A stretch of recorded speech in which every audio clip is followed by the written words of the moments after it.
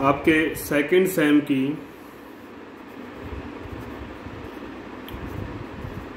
History में हम lesson 4 पढ़ रहे हैं और लेसन 4 की ये 4th वीडियो है आपकी। पिछली वीडियो में हमने 6 बिंदुओं पर जो है चर्चा की थी जो तुर्कों की सफलता के कारण हम पढ़ रहे थे। उसमें इतिहासकारों के मतभेद थे, वो मतभेद भी हमने पढ़े थे, क्या क्या तर्क थे। तो 6 बिंदु हम पढ़ आए हैं, 7वां बिंदु हमने इस बार पढ़ना है इस वीडियो में। तो राजपूतों में झूठा अभिमान, राजपूत जो शासक थे उनमें झूठा अभिमान था और पृथकतावादी नीति भी थी। ये पृथकतावादी नीति क्या है कि ये लोग, झूठा अभिमान ज़्यादा था, श्रेष्ठता या ऊंचता की धारणा ब्राह्मणों और जातिगत भी जो है ना कुछ चीज़ें थी। क्षत्रिय वर्ग जो था या राजपूत जो जातियां थी इनमें ज़्यादा था, ये ब्राह्मणों में भी ऊंचता या श्रेष्ठता का भाव ज़्यादा था। वे सिंध के आगे के देश को मलेच्छों का देश समझते थे। जो मुस्लिम आए थे वो उनको मलेच्छों का देश समझते थे, मतलब बाहर से आने वाले। उनको ये भी भ्रम हो गया कि उनसे ज्ञानवान कोई नहीं है, वो सबसे ज्ञानवान है इस दुनिया में। और इसके कारण से उनके अंदर जो है पृथकतावादी, पृथक रहने वाली प्रवृत्ति, पृथक मतलब अलग, इस प्रवृत्ति का भी उनके अंदर जन्म हो जाता है। मतलब दूसरों से संपर्क नहीं बनाएंगे, खुद मतलब अलग थलग रहेंगे, ऐसा भी रहा। बगदाद जैसा ज्ञान विज्ञान का केंद्र पूर्व मध्यकाल में भारत में नहीं हुआ सका। उससे पहले तो थे, प्राचीन काल में तो बहुत ज़्यादा केंद्र थे हमारे ही यहाँ, शिक्षा संस्कृति का बड़ा उत्थान हुआ। पूर्व मध्यकाल में थोड़ा कम हो गया था। धीरे धीरे समुद्री यात्रा को भी अपराध, ये भी हम सुनते थे कि भी समुद्र पार जाना अपराध है, तो इसको अपराध माना गया। तो जब तक कहीं देश दुनिया से संपर्क में नहीं आएंगे तो ज्ञान आने की, कुछ नया सीखने की जो है रास्ते बंद हो जाते हैं। अल बिलादुरी, अल बिलादुरी कुछ कहते हैं इस बारे में। हिंदुओं का यह विश्वास था कि उन जैसा कोई श्रेष्ठ नहीं है, उनके राजा के समान अन्य राजा नहीं है, उनके शास्त्रों के समान कोई शास्त्र नहीं है। यदि वे यात्रा करके अन्य देशों के लोगों से मिले तो उनका मत शीघ्र ही परिवर्तन हो जाएगा। अलबरूनी ने लिखा, उनके पूर्वज इतने संकीर्ण नहीं थे जितने की वर्तमान पीढ़ी है।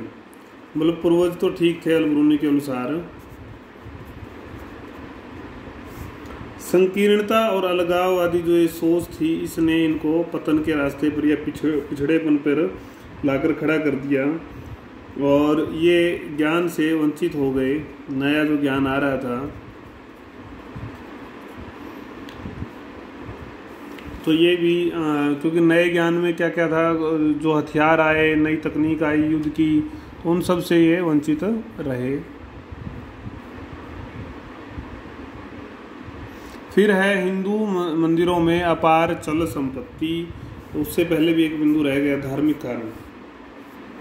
धार्मिक कारण, भारत जो है बहुधर्मी, अनेक संप्रदाय वाला समुदाय शुरू से ही रहा है। विभिन्न धर्मों और संप्रदायों की विभिन्न परंपराएं और विश्वास प्राचीन काल से ही यहाँ पर पनपी हैं, उनको बढ़ावा मिला है। कर्म और पुनर्जन्म तथा नीतिवादी दृष्टिकोण लगभग सभी धर्मों द्वारा स्वीकार किए गए। कर्म, पुनर्जन्म, नीतिवाद, भाग्यवाद।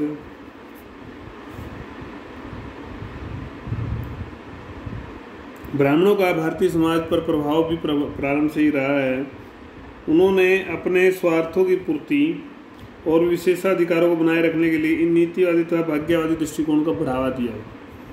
ब्राह्मणों ने अपने स्वार्थों हेतु नीतिवाद को, भाग्यवाद को, भाई तुम तो गरीब पैदा होते गरीब ही रहोगे, निर्धन पैदा हो निर्धन रहोगे, अनपढ़ पैदा होते अनपढ़ ही रहोगे, तुम्हारी जाति जैसी है वैसा ही तुम्हें रहना है। नीतिवाद को आबादी को जो है बढ़ावा इन्होंने दिया अपने स्वार्थों की दृष्टि से, ताकि इनका विशेषाधिकार बना रहे। युद्ध न करना, बाहर जाकर युद्ध ना करेंगे तो कुछ ना कुछ सीख ना आए, समुद्र पार यात्रा ना करना, यौनों या अम्लेच्छों से संपर्क न बनाना, इन अंधविश्वासों को धार्मिक स्वीकृतियाँ किसी न किसी रूप में प्राप्त की। अंधविश्वासों को जो है काफ़ी स्वीकृतियाँ उन्होंने जैसे भी है वो उपलब्ध करवाई, जैसे कि ठप्पा लग गया और वो मान्य हो गई। इनका लोगों तक संचारण भी ब्राह्मणों द्वारा ही किया गया, फैलाई गई समाज में, ये फॉलो करना, ये फॉलो नहीं करना। इन दृष्टिकोणों के चलते भारतीय जनता का एकजुट होकर विदेशी आक्रमणकारियों की प्रतिरोध स्थिति में नहीं रहे वो,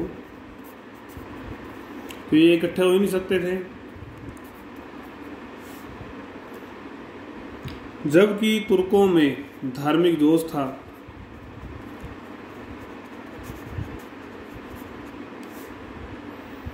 गाजी सैनिक परंपरा का विकास होता है उनमें,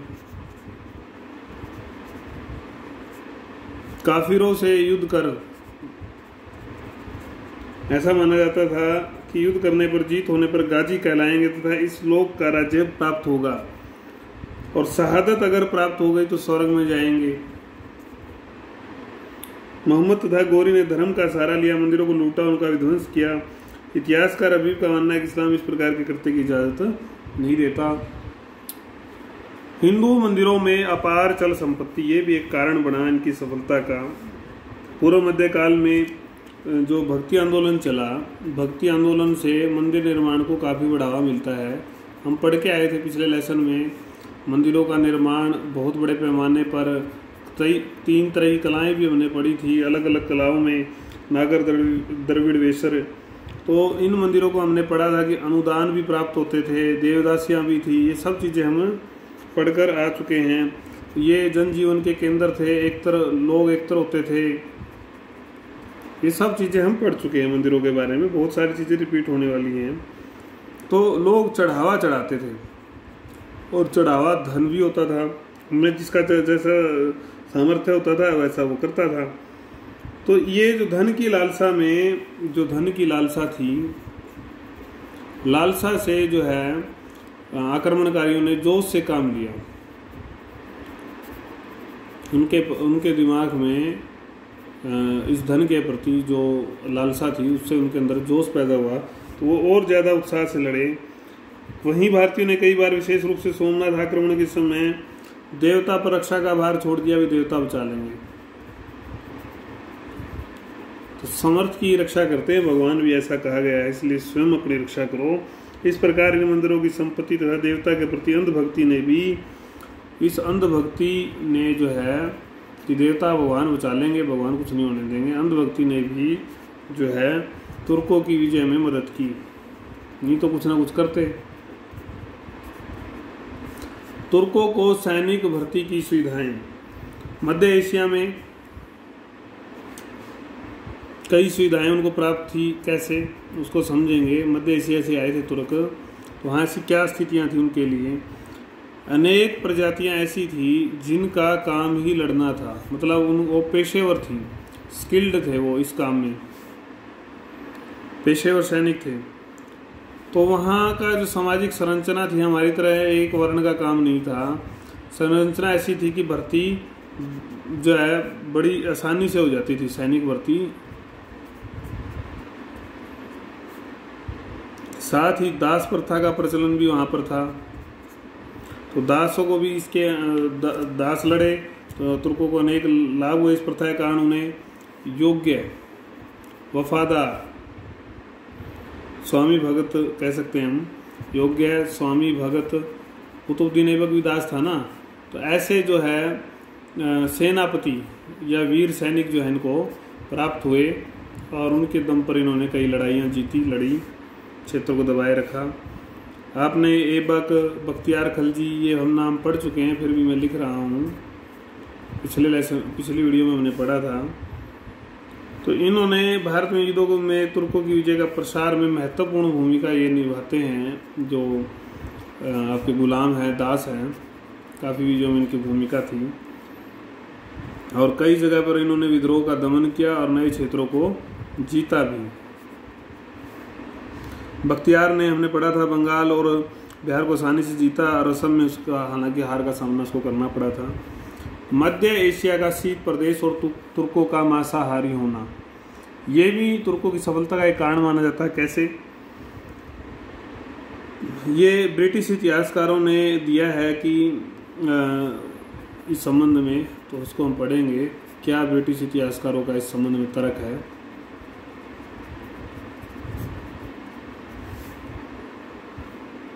उन्होंने बताया कि ये मांसाहारी थे। कहना है कि शीत प्रदेश के जो लोग होते हैं उनमें लड़ने की क्षमता ज़्यादा होती है, लड़ने की क्षमता अधिक होती है। इस कारण गर्म प्रदेश तथा शाकाहारी या गर्म प्रदेश या जो शाकाहारी लोग हैं वो मुकाबला ज़्यादा नहीं कर पाते और विजय जो है आखिर में तुर्कों को मिली इसके कारण से।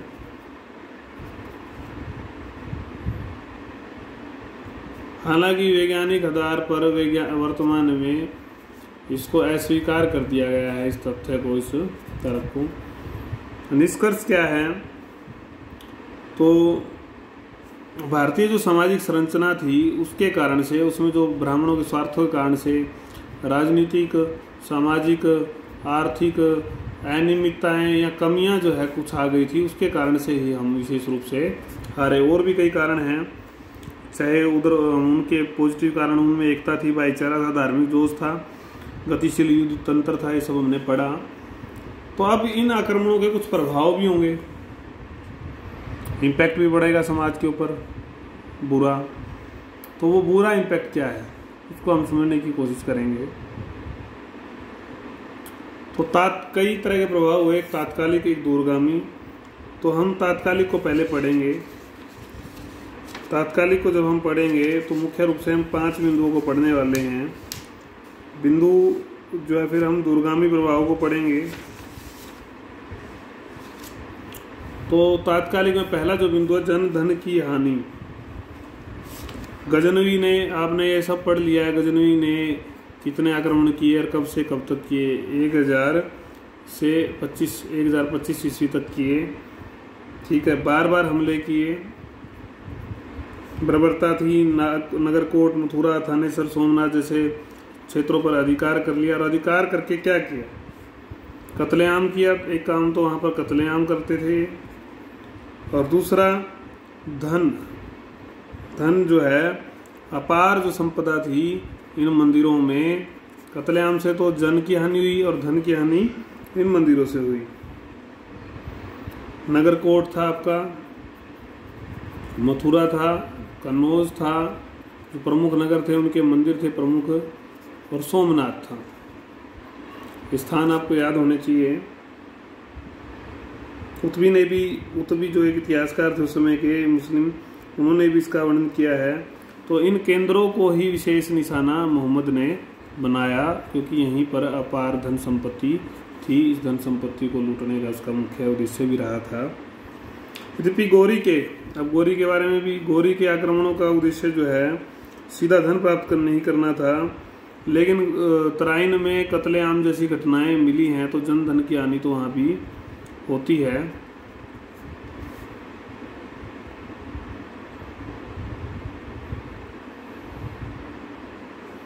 काफ़ी हानि जो है उठानी पड़ी इनके आक्रमणों के कारण से भारतीय समाज को। कला तथा साहित्य को आघात, मंदिर और मूर्ति तोड़ी गई, जो उस समय की एक बड़ी विशेषता थी। कला में बहुत विकास हो रहा था, तो क्यों तोड़ा ये हम पढ़ के आए हैं थोड़ा बहुत, तो कि उनका उद्देश्य का मतलब कट्टर मुसलमानों का समर्थन प्राप्त करना था, या जो धन प्राप्त करना था, या अपना जो प्रसार करना था। जो भी चीज़ें हैं ये सारी चीज़ें हम पढ़ के आए हैं। स्थानों के नाम भी हमने पढ़ा है। तो इनकी इमारतों को, धर्मस्थलों को, मूर्तियों को, सब चीज़ों को इन्होंने तोड़ा, कोई कसर नहीं रखी, किसी प्रकार का दया भाव इनके अंदर नहीं था। तो ये भव्य जो नमूने थे कला के, ये नष्ट हो गए, मूर्तियाँ नष्ट हो गई, डिजाइन, कलाकृतियाँ। तो विध्वंस ही नहीं किया, साथ ही वरन ऊंच कोटि के शिल्पकारों कारीगरों गया तो अपने साथ गजनी ले गया। कारीगरों को गजनी ले गया, वहाँ पर उनसे निर्माण कराया या फिर मौत के घाट उतार दिया। तो इन सब कृत्यों से कला पर जो है बुरा प्रभाव पड़ता है, साहित्य पर भी। बख्तियार खिलजी ने, आपको पता है, जो लाइब्रेरी थी नालंदा की वो नष्ट कर दी थी, इसको आग लगा दी थी। वहाँ पर इतनी मात्रा में, इतनी संख्या में पांडुलिपियाँ थी, प्राचीन पुस्तकें, धर्म ग्रंथ थे, तो उसकी कोई मतलब गणना नहीं की जा सकती कि कितना अमूल्य वो हमारी संपदा थी, उसको जो नुकसान हुआ। उसके बाद आता है भारतीय समाज की दुर्बलता का प्रदर्शन और राजपूत शक्ति को आघात। राजपूतों की जो शक्ति है उसको आघात कैसे लगता है, ये भी हम पढ़ आए हैं। जो ये आक्रमण हुए इससे हमारे समाज का पर्दाफाश हो गया। जो राजपूत बड़ी बड़ी डींगे मारते थे तो उनसे कुछ नहीं हुआ। इतना सामाजिक संगठन कमज़ोर हो चुका था कि वो जो है अक्षम हो गया पूरी तरह से आक्रमणों का सामना करने में। ऐसा हमारा समाज हो चुका था, ये पूरी तरह से सिद्ध हो गया। तो सामरिक, चाहे वो सामरिक हो, रणनीतिक हो, किसी भी तरह का युद्ध का हो, एकता का अभाव हो, आपस में लड़ना हो, सामंती प्रणाली हो, ये सारी चीज़ें हम पढ़ आए हैं। चाहे किन्हीं भी चीज़ों ने उनको कमज़ोर किया हो, लेकिन इस सारे से हमें नष्ट जो है काफ़ी नुकसान हुआ। गजनी और गौरी के समय में काफ़ी अंतर है, 150 वर्षों का अंतर है लगभग। तो 150 वर्षों में भी कोई विशेष परिवर्तन यहाँ नहीं आया।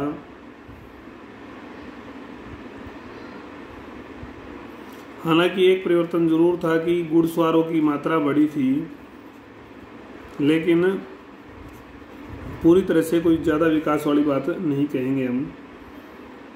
तो इससे कुल मिलाकर हमारी जो दुर्बलता है वही स्पष्ट हुई।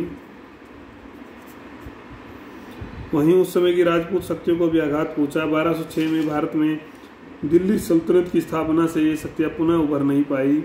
उसके द्वारा कई बार बगावतों का आयोजन किया गया, परंतु उन्हें दिल्ली के शासकों ने दबा दिया।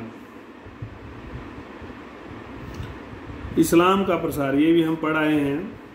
ये एक मुख्य जो है इनका एजेंडा था। इस्लाम का प्रसार गजनी ने ताकत के बल पर दोनों ने किया इस्लाम का प्रसार। हालांकि इतिहासकारों में प्रश्न चिन्ह भी हम पढ़ के आए हैं कि कुछ लोग कहते हैं कि नहीं, ऐसा एजेंडा नहीं था उनका। लेकिन इतने अत्याचार जो इन्होंने किए, आक्रमणों की जो भीषणता थी, भयंकरता थी, तो मुस्लिम विद्वानों भी स्वीकार किया था। मोहम्मद हबीब जैसे इतिहासकारों ने मंदिरों मूर्तियों को तोड़ने को इस्लाम विरोधी भी बताया है कि ये अगर कृत्य किए गए हैं तो ये कैसे हैं, इस्लाम विरोधी थे, इस्लाम इसकी चीज़ की इजाज़त नहीं देता। और इन सब चीज़ों से हिंदुओं में मुसलमानों के प्रति जो है घृणा पैदा हुई कि देखो कैसे हमारे खिलाफ जो है इन्होंने काम किया। इस्लाम के प्रसार में सूफी संतों का भी बड़ा योगदान था। दरवेश जो होते थे, पीर जो होते थे, उनका भी बड़ा योगदान रहा। निम्न स्तर पर जो है बहुत सारे लोगों ने जो है इस्लाम को स्वीकार किया, निम्न स्तर के, क्योंकि वो तंग थे भारत में हिंदू धर्म के भेदभाव से भी। ताकत भी एक कारण था। तो बड़ी संख्या में जो है इसके बाद जो है व्यापार के बहाने या अन्य अन्य कामों से मुसलमान यहाँ पर बसने लगे थे। फिर आता है आपका उत्तरी भारत में तुर्कों की सत्ता की स्थापना। पहले तो पंजाब, गजनवी ने पंजाब के हिंदू शाही वंश को समाप्त किया था।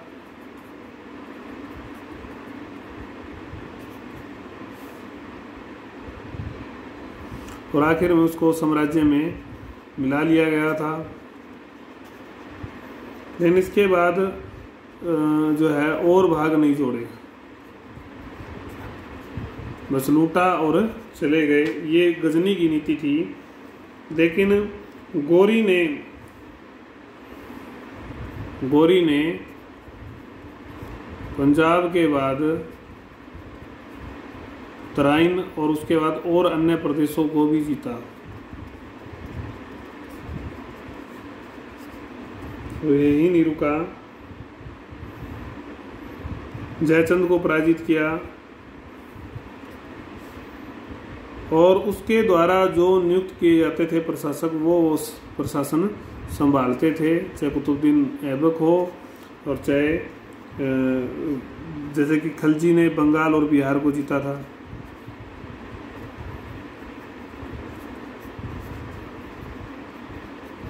तो ये सब लोग ये काम करते थे और इससे जो है इनकी सत्ता जो है गौरी की मृत्यु तक उत्तरी भारत में स्थापित हो गई थी। दिल्ली पर कुतुबुद्दीन ऐबक था। ये हमने पढ़े तात्कालिक प्रभाव, अगली वीडियो में हम पढ़ेंगे दूरगामी प्रभाव। कोई क्वेरी है तो वो आप ले सकते हैं व्हाट्सएप से भी, पर्सनल मैसेज से भी।